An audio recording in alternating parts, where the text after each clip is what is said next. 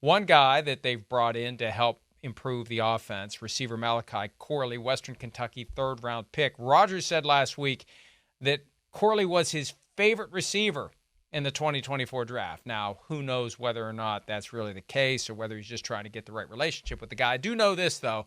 I hope that they didn't pick him solely on Aaron Rodgers' advice, because one thing we've learned, for as great of a quarterback he is, he isn't a very good general manager. So I hope they made their assessment of Corley completely independent of any input they might have gotten from Aaron Rodgers. Well, again, Corley is interesting. He's a weapon-ish type of wide receiver, right? That's what he's more of a Deebo Samuel-ish type of talent, right? I'm not going to say he's quite as explosive as Deebo was coming out of South Carolina, but that's what he is. It's almost tailback, right? He can do the toss sweeps, break tackles, catch the ball over the middle, break tackles, bounce off them. So he's got a little bit of a physical nature to him that you don't always see at the wide receiver position. That's where I think he fits a void for them, as far as we know they got kind of traditional wide receiver guys, and they got guys that can win on the outside, right? But is there that guy in the middle that can kind of, run a little short, intricate route, or get the speed sweep reverse, or catch a screen and get upfield and get 15 or 20 yards? That's where I think the value of Malachi Corley is going to come into play. It's good to hear that they're excited about him. He does have, some things that are intriguing, Mike. And the other key ingredient in all of this, too, and when I listened to Aaron Rodgers last week, there was this presumption he's going to play wire to wire. And I'm not trying to put the jinx on him or any type of Italian curse. I'm just saying, it's probably going to be closer to 17 games than 4 plays, but he's 40. And just decide, I don't think it's prudent to assume anybody's going to play every game of a grueling 17-game season, especially when you're playing 3 games in 10 days. You got 2 Sunday to Thursday turnarounds. You've played 4 snaps of football since January of 2023.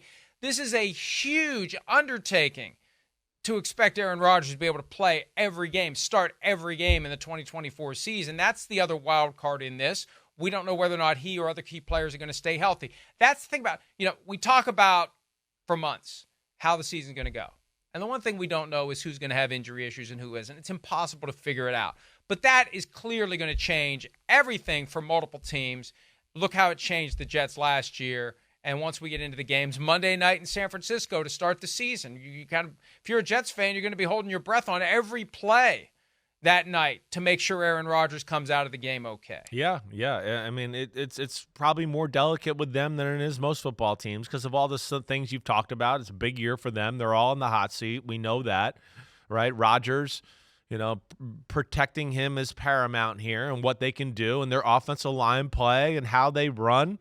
How they run the football is all going to be, big for the continued health of Aaron Rodgers.